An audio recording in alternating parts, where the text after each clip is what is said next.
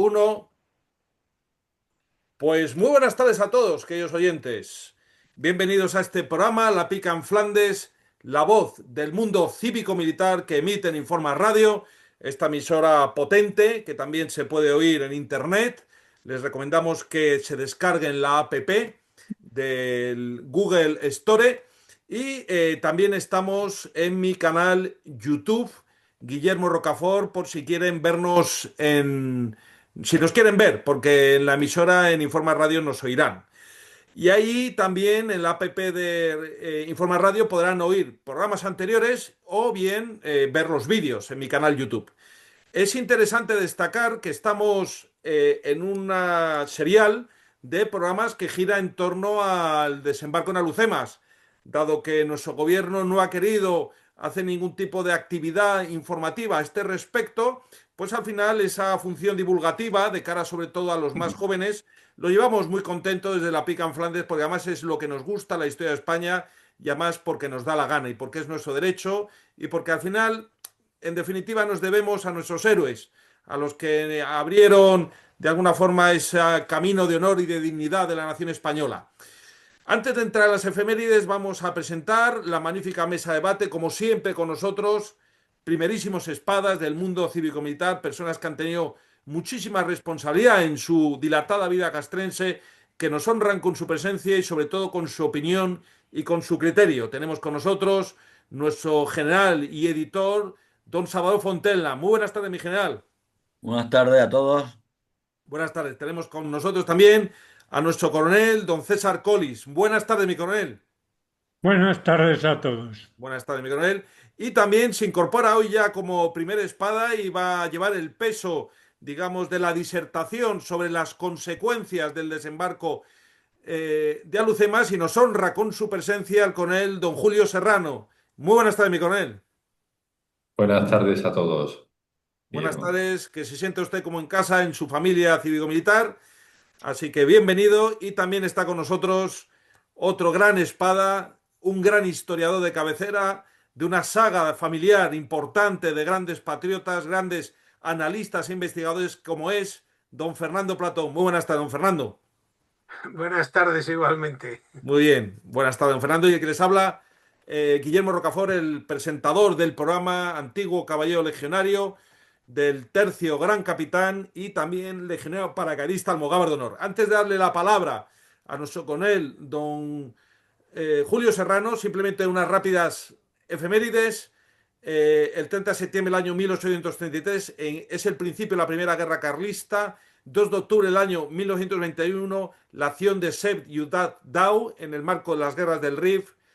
30 de septiembre del año 1925, desembarco de Alucemas, ocupación de Montepalomas, un acto importantísimo, fundamental. Otra fecha importante, 5 de octubre del año 1927, la entrega de la enseña nacional al tercio. Otra fecha importante que no vamos a dejar de conmemorarla, importante en nuestra memoria histórica y también democrática, el 1 de octubre del año 1936, el nombramiento de Franco como jefe del Estado y generalísimo de los ejércitos. Y finalmente, otra fecha, el 5 de octubre del año 1943, últimas acciones de la División Azul. Muy bien, le cedo la palabra, muy gustoso de tener con nosotros. Nuestro coronel, don Julio Serrano, tiene por delante aproximadamente 30 minutos. Adelante, mi coronel, por favor.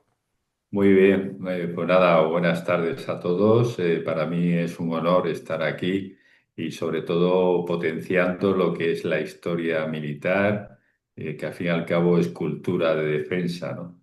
Voy a tratar escuetamente las consecuencias tanto militares como políticas que conllevaron el exitoso desembarco de Alhucemas.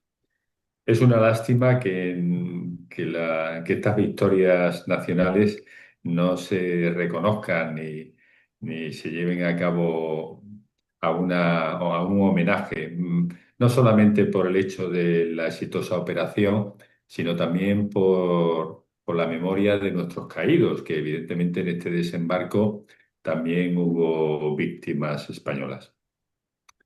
Antes de comenzar lo que es el aspecto militar y político del desembarco, quisiera hacer una pequeña línea de tiempo para que los oyentes y demás se tengan en cuenta ciertos aspectos.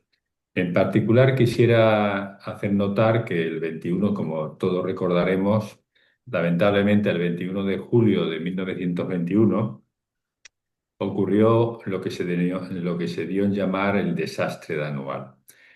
El desastre anual realmente se puede considerar como una de las peores derrotas coloniales que sufrió el ejército español en Marruecos, en el norte de África.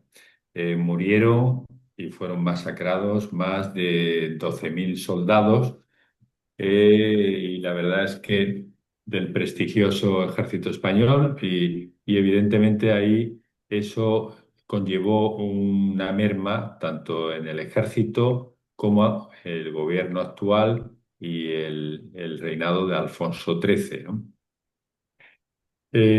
Este desastre anual conllevó a que el gobierno presidido por José Sánchez Guerra eh, ordenase al Consejo Supremo de Guerra y Marina, en particular al general Juan Picasso González, que emitiese un informe sobre las consecuencias, los motivos por el cual se llevó a cabo este desastre. Es decir, es como ahora lo que denominamos lecciones aprendidas, ¿no? ¿Qué se hizo mal? ¿Qué se podía haber mejorado para que no hubiese ocurrido este desastre?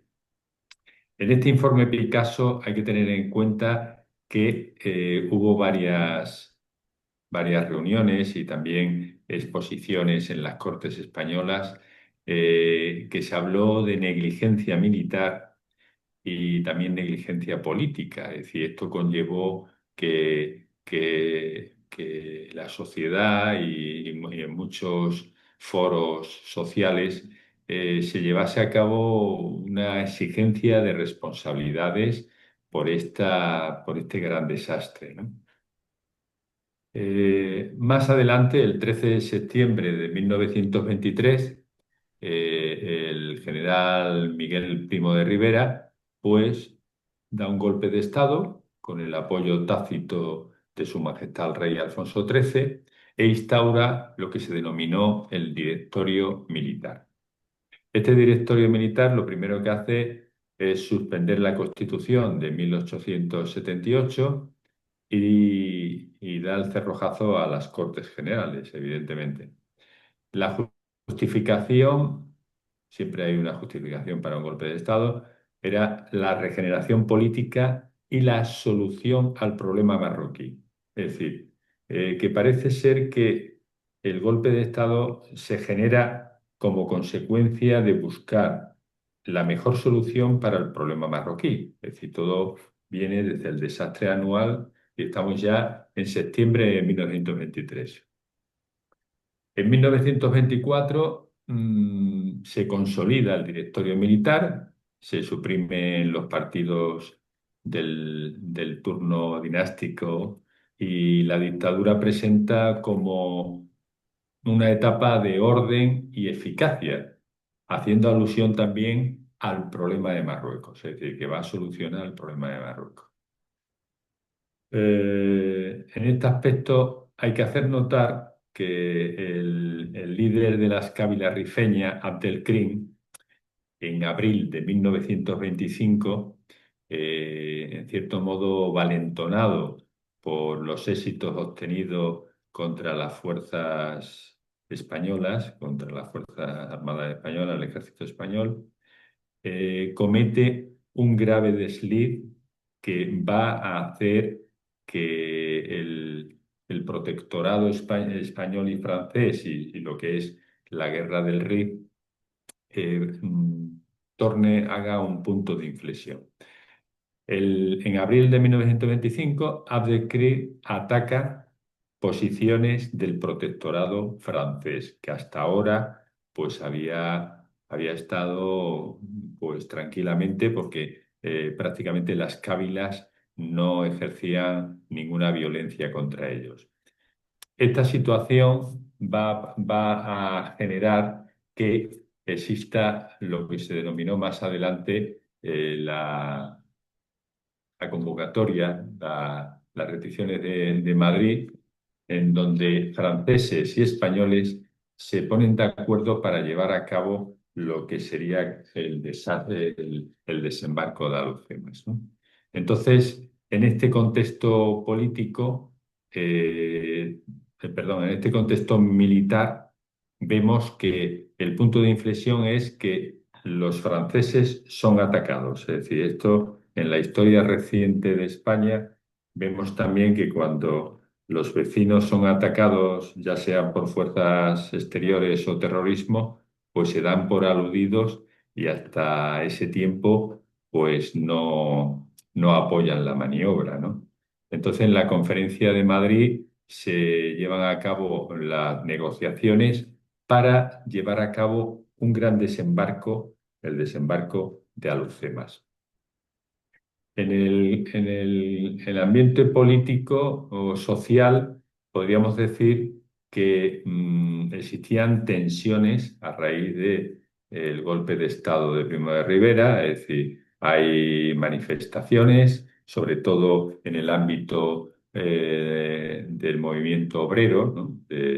Dividido entre UGT y la CNT.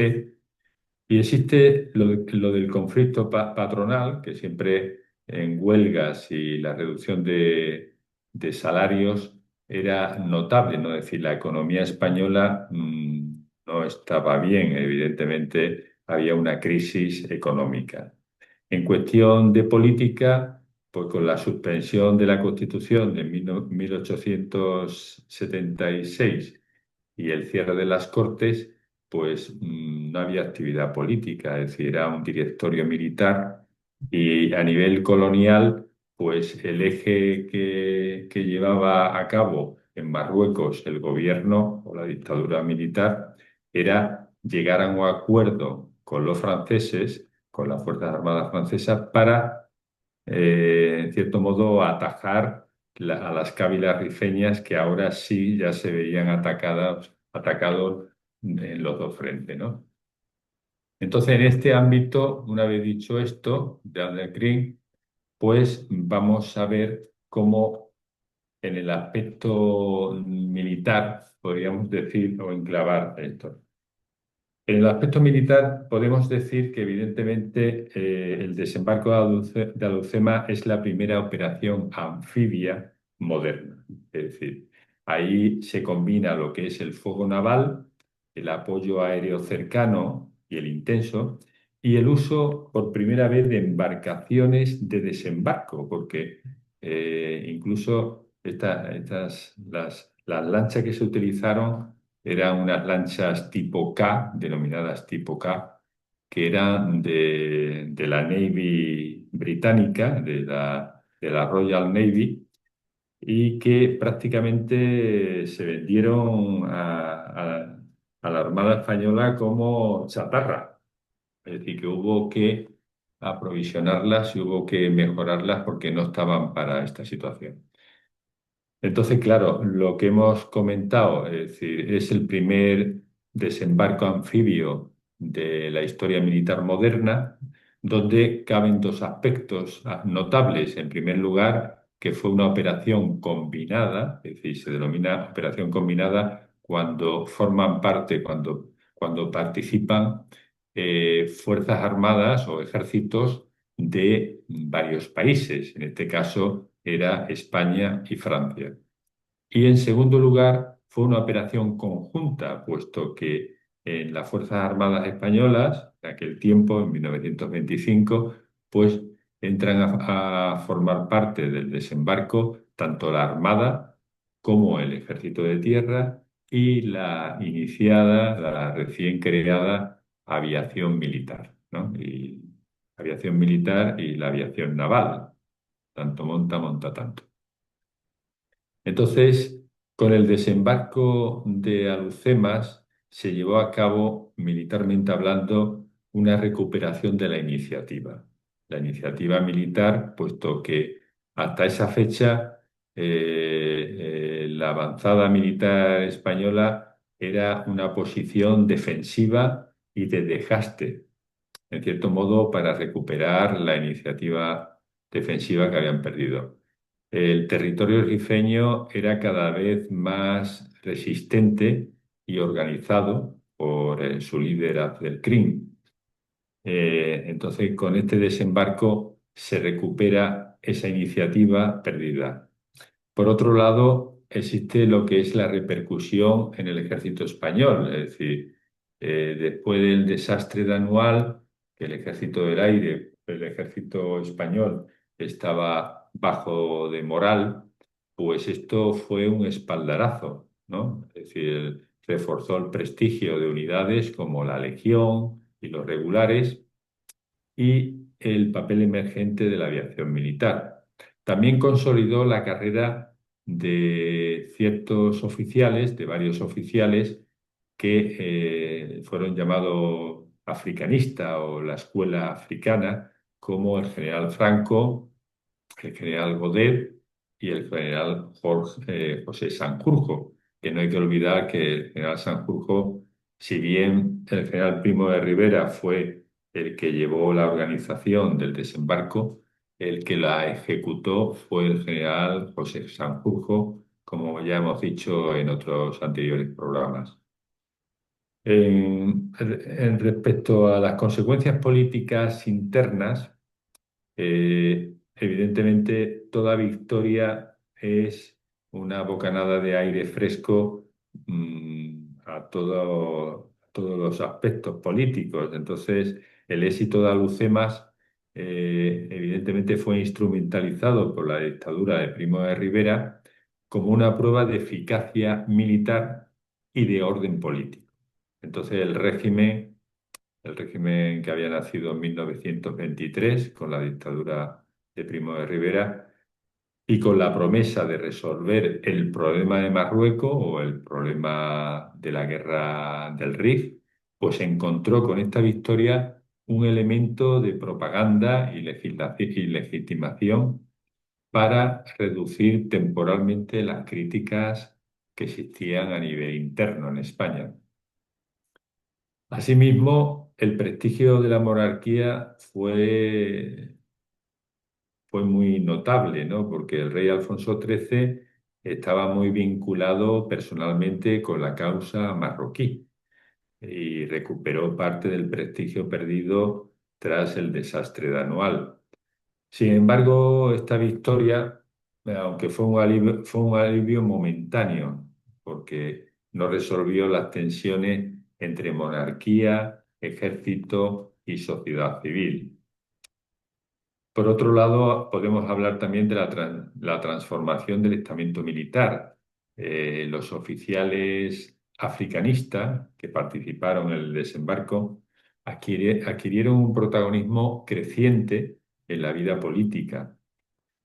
Su experiencia de combate y prestigio se utilizaron como carta de legitimación, de legitimidad en las décadas posteriores, ¿no?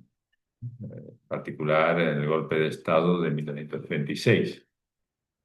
Las consecuencias internacionales fueron también notables, es decir, aumentó la colaboración y también la coordinación entre Francia y España. Esta cooperación reforzó las relaciones bilaterales y dieron como consecuencia una estabilización del Magreb o del Rif, ¿no? A nivel internacional, España mostró que aún era capaz de ejecutar operaciones militares de alta complejidad junto a un aliado amigo como era en este caso Francia, ¿no? Por otro lado, la reacción marroquí, pues la derrota supuso el fin de la República del Rif y la rendición de Abdelkrim en 1926. No podemos olvidar que en este aspecto que Abdelkrim, siempre los traidores algunas veces comienzan en nuestro seno más cercano, ¿no? Abdelkrim sabéis que era colaborador del estamento militar, era traductor, ejercía como traductor de árabe e incluso llegó a estudiar un tiempo en la Universidad de Salamanca. Es decir, que nos conocía bien y tal vez eso fue la ventaja que en un principio tuvo para atacarnos, ¿no? Por otra parte, la percepción internacional del éxito franco-español dio una proyección a España en operaciones, en este tipo de operaciones militares, puesto que evidentemente el éxito en el desembarco de Alhucemas sería estudiado en todas las academias militares del mundo, ¿no? Como operación a tener en cuenta y operación de ejemplo en un desembarco anfibio combinado y a su vez conjunto. A nivel del legado doctrinal y estratégico, podríamos decir que las operaciones anfibias, este tipo de el desembarco de Alhucemas se tomó como antecedente directo para las grandes operaciones anfibias del siglo XX. Pero podríamos señalar, por ejemplo, el desembarco en Normandía en 1944 o el desembarco en Inchón en 1950 por el general MacArthur. La integración de fuegos aéreos y navales, la coordinación interarmas y la ejecución en una playa fortificada supusieron una innovación doctrinal. En este aspecto, quisiera hablar también un poco, Guillermo, si me lo permites, aunque ya hemos tocado ciertos temas Por supuesto, mi de coronel, por los supuesto. componentes, pero quiero hacer alusión que en este desembarco de Alhucemas fue cuando que participó también un portahidroaviones, Dédalo, que no es el Dédalo que conocemos recientemente. Este Dédalo, curiosamente, era un barco alemán que fue donado al gobierno español en compensación a los buques mercantes que la Armada alemana había hundido durante la Primera Guerra Mundial. Entonces, este barco alemán se le colocó una plancha metálica y demás. En un principio también se dice que era de madera para portar o para llevar a cabo aviones, hidroaviones en particular, que eran de de la, la Armada Naval, ¿no? Lo que era de la aviación naval, quiero decir. Entonces, en este desembarco, curiosamente, aparte de intervenir un portahidroaviones o portaaviones, también fue la primera vez que participaron o formaron parte el desembarco carros de combate. Es decir, podemos hablar el más conocido, el que tuvo más éxito porque realmente no había más disponibilidad, fue un carro de combate francés, el Renault FT-17 de fabricación francesa de 7 toneladas, un blindaje de 22 milímetros que llevaba un cañón de 37 milímetros y una ametralladora de 8 milímetros. El carro de combate era tan estrecho y tan pequeño que solamente integraba a dos componentes, que era el jefe del carro o artillero y un conductor. No había espacio para más, ¿no? Pero fue importante porque protegió en la cabeza de playa a la infantería y abrió la brecha necesaria para seguir avanzando. También podemos hablar de la aviación. En los campos de aviación más cercanos estaban aviones como el Breguet 19, el Havilland DH-4 e hidroaviones Machi y Dorniers Wall de la aeronáutica naval, porque los aeródromos de apoyo estaban en Tauima, cerca de Nador, y Celuán, ¿no? Prácticamente apoyaban con fuego el desembarco. Y otro hecho notable que quiero hacer también mención es las lanchas K británicas, bueno, británicas, compradas a los británicos de desembarco. Es decir, eran excedentes de la Primera Guerra Mundial, pero evidentemente aquí, con capacidad para 250 soldados, también llevaron los carros de combate, estos Renault FT-17, los transportaron hasta la cabeza de playa, ¿no?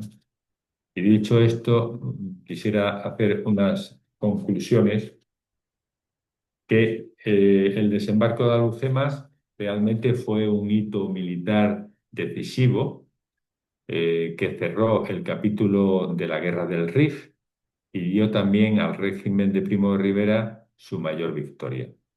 Políticamente significó la consolidación temporal de la dictadura y un respiro para el reinado de Alfonso XIII, pero no logró frenar la erosión que más tarde llevaría a la monarquía con la proclamación de la Segunda República en abril de 1931. La operación marcó un punto de inflexión en la política colonial española y es recordada como la única gran victoria de España en el primer tercio del siglo XX a nivel colonial. Sin embargo, su influencia fue efímera. La monarquía se desplomó 6 años más tarde prácticamente y la dictadura de Primo de Rivera tampoco sobrevivió a este desembarco. Con estas palabras ya yo creo que he hecho el resumen. Te podría decir mucho más, pero el tiempo cuenta. Guillermo, muchas gracias por vuestra atención. Muchísimas gracias, Miconel, por tan magnífica ponencia, interesantísima, las consecuencias, el enfoque, ha aportado desde luego muchísima perspectiva complementaria a las ponencias anteriores, donde se abordaban precisamente de cómo fue en sí el desembarco, de los prolegómenos, también de los personajes y sin duda, hemos estado hablando antes fuera de micrófono en abierto. Probablemente seguiremos abordando más cuestiones a este respecto. Lo creo que es un complemento perfecto. La verdad es que sin duda fue un gran éxito militar, político también.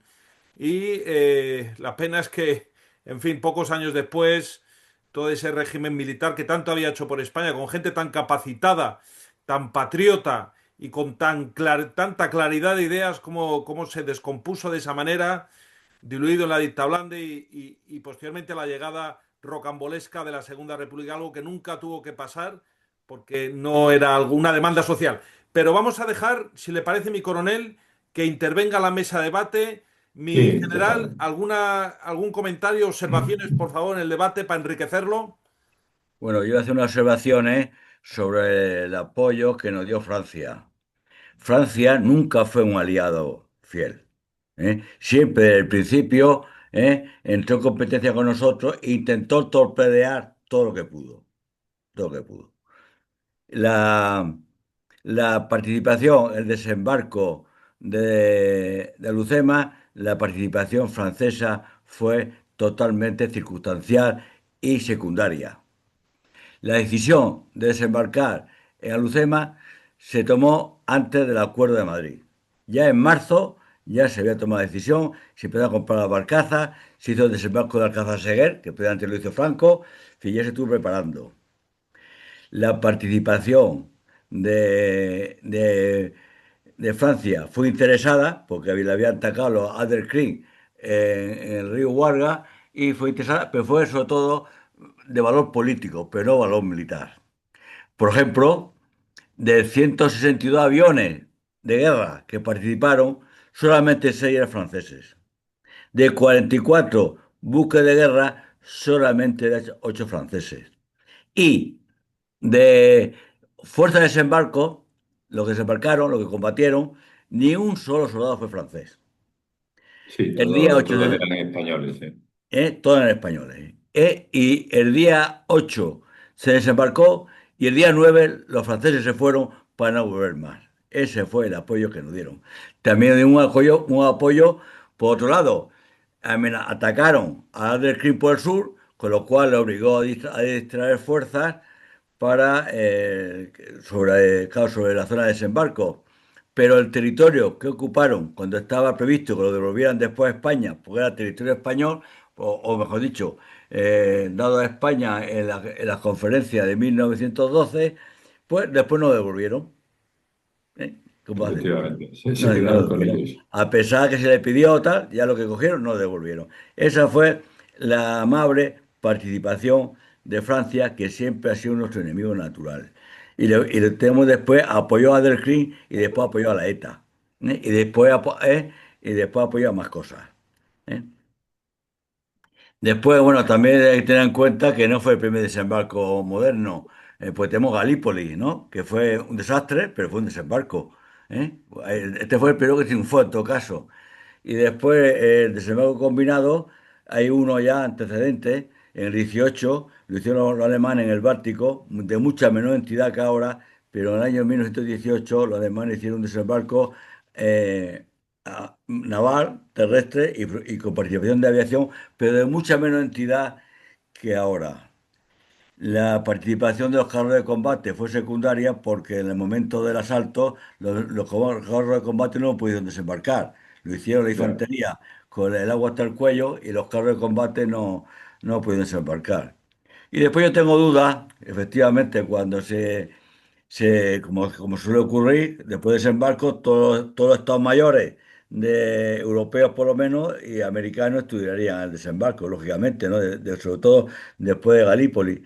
Tengo más dudas que sirviese de modelo a Eisenhower, porque ya los americanos cuando llegan a Normandía ya han tenido muchos desembarcos en el Pacífico, ¿no? Y de entidades mayores y con enemigos mucho más correosos. También se habían desembarcado ya en Casablanca, aunque no contra un enemigo fuerte, y habían desembarcado en Sicilia y en Italia. Luego tengo dudas que ya para esa época el armamento había evolucionado mucho, la aviación, la marina y los medios de combate y también los procedimientos. Luego tengo dudas, no digo que no, yo que un poquito echarnos las flores, pero tengo dudas que Eisenhower supiese que existía Lucema. No, muchas gracias. Bueno, yo me baso en general en la experiencia que tengo en el CSDN. Tuve la oportunidad de recibir también a una comisión de West Point que estuvo en el CSDN de visita. Y uno de los coroneles en fin, que estuve comiendo con él y estuve en clase con él en una sesión de trabajo, él recuerdo que me dijo que eso, que para el desembarco de Normandía se tomó, no quiero decir que se tomase única y exclusivamente el desembarco de Alucema como de referencia. Seguramente, como bien dice mi general, había otros en el Pacífico anteriormente, aunque de menor entidad, pero bueno, los americanos tenían experiencia en esos tipos de desembarco. Pero el juego de fuego de elementos combinados de tierra, mar y aire, eso en pocas ocasiones lo hicieron. Entonces, uno de los desembarcos que se tomó de referencia fue el desembarco de Alucema. A imagen y semejanza, pues se hizo algo similar en Normandía. Mi general, He dicho que tengo dudas, pero, Bueno, no, sí, pero vamos, sí, los yo lo que desembarcos quiero, de Iwo Jima o quiero es Pinagua en el aportar. Pacífico no fueron muy pacíficos, ¿eh? Aunque No, no. no fueron muy pacíficos, ¿eh? Si quiero Y después aportar uno pasó en información al Sicilia respecto, ¿no? y en la bota de Italia, ¿no? Pero bueno, he dicho que tengo dudas, no que no sea. Vale, de acuerdo, mi general. como ven, queridos oyentes, en la Pica en Flandes siempre debate, siempre hay una contradicción muy interesante, muy enriquecedora. Recordemos que hace creo que fue dos semanas, recordé cómo en West Point, y además que puse la pantalla, estudian a los almogávares en Bizancio. Y me enseñaron el mapa donde explican el recorrido, es decir, en las academias más importantes del mundo, eso es muy relevante, como ha comentado con el Serrano, estudian las glorias de las Fuerzas Armadas Españolas. Eso es muy interesante y a veces nosotros mismos somos los que, digamos, ocultamos esta realidad, como estamos viendo ahora con este centenario de Alucemas, que parece que, en fin, que se está estudiando en West Point y en todo el mundo, y aquí, que somos los españoles, y pasa lo mismo también con los almogávares. No me consta que se estudie a los almogávares, salvo en unidades especiales como la Brigada Paracaidista o el MOE o la Legión, salvo, como quiero decir, en la Academia General de Zaragoza o en otras academias militares, siendo además el paradigma de unidad ligera de combate y de incursión enemigo. Referencia de todo el mundo, los almogávares españoles. Igual que también la conquista América, pero bueno, no sé, a lo mejor algún día en las academias conseguimos revertir ese proceso y que se estudie en todas con la debida profundidad. Bueno, vamos a pasar a la segunda parte, interesantísimo, pero el debate va a continuar. Sigan con Muy nosotros, por bien. favor.